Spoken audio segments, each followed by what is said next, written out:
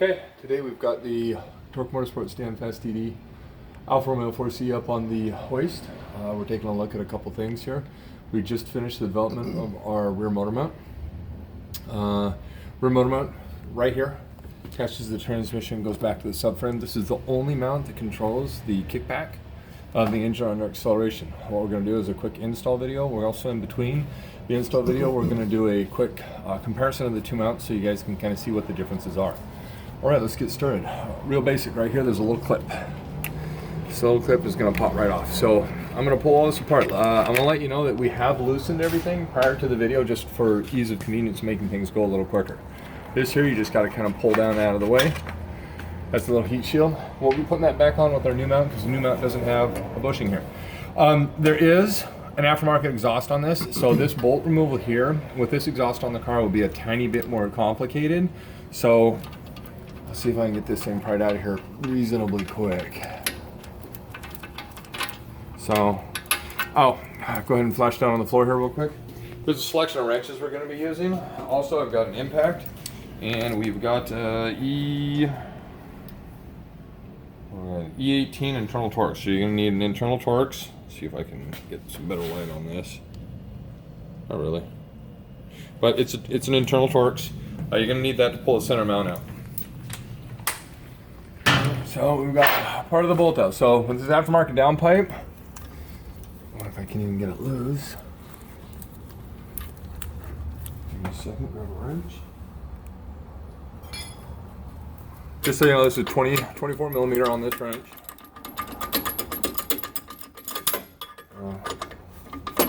It's stuck inside the trans case a little tight.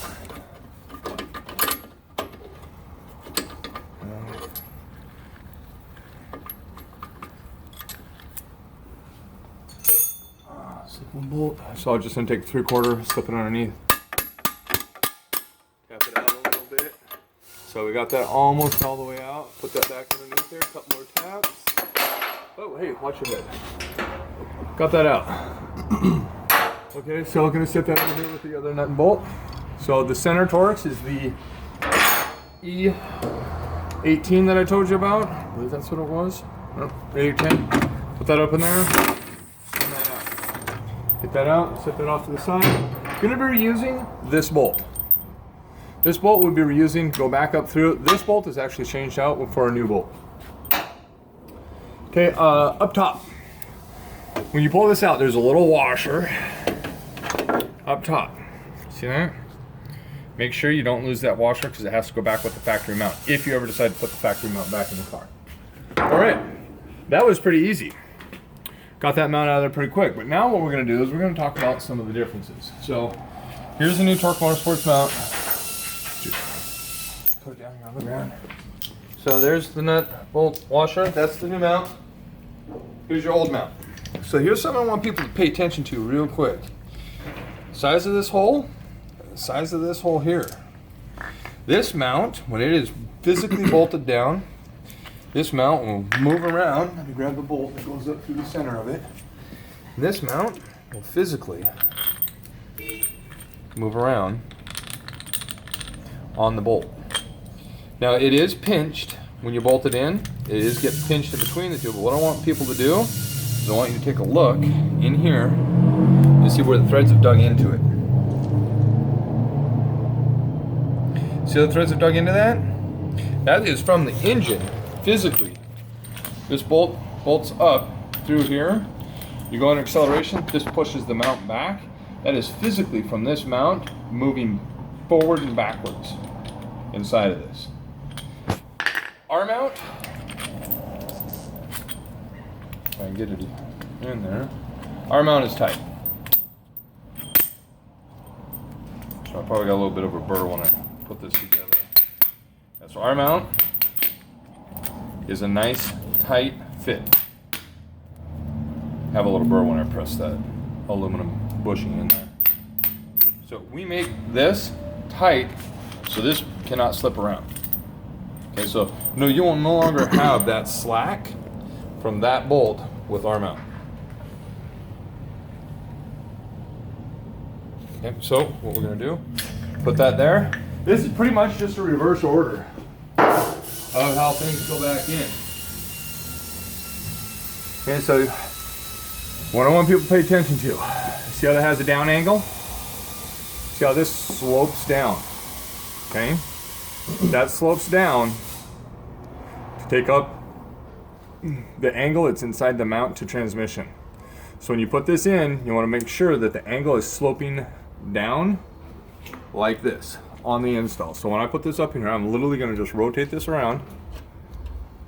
I'm going to slide this up in here, nice tight fit. Put our through bolt in. Okay, I'm not going to tighten it down yet. I got to line up my Heim joint over here. I don't even need to line it up, it's already lined up. Push that through. Got your washer, you got your nut. Both of these are 3/4. Real nice thing about this, see how this kind of has a pinch to it? It's a pinch nut. So when you go through and tighten this down, it's going to feel like it's stripping when you're tightening it down, because that is the idea behind it. It's a locking nut. So I'm just going to put it on like that for right now so you guys can kind of see the idea. Of course, you're going to want to go through, tighten this up, tighten this up. One of the other things I want to mention is you've probably seen this pry bar back here. I slipped that pry bar up in between the engine and the transmission. I'm going to show you why I did that. So you slip a pry bar, block of wood, extension, something up in between the engine and transmission. Because if you don't, watch this right here. See how far that moved back? Come over here, you can see the misalignment. Don't get too close. See the misalignment?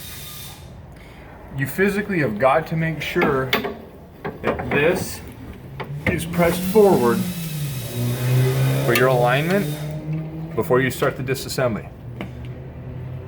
One of the reasons I mention this, let me get this strap back up in here. One of the reasons I mention this, okay, I want people to watch this real quick. Our mount is adjustable, okay? This mount can be moved in and out to adjust for driveline angles. So if you want to take a look up here at my hand, not too close. So you see this driveline angle? You can change that angle by adjusting our mount. So right now we got too much back angle on it. You want to dial it up, let's say you're getting a little bit of axle tramp out of a corner. For whatever reason, you're racing autocross or something like that, you can go through and dial the axle tramp out with our motor mount. That is a unique feature on our mounts that we put in almost all of our rear-facing motor mounts for all of our engines that we make.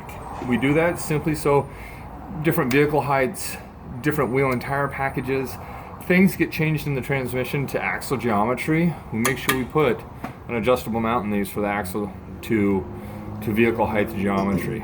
Really helps with setting up the chassis for different autocross, road race, drag race applications.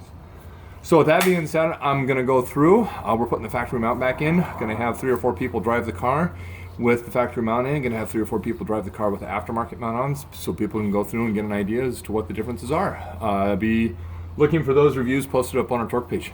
Thanks, guys. Bye.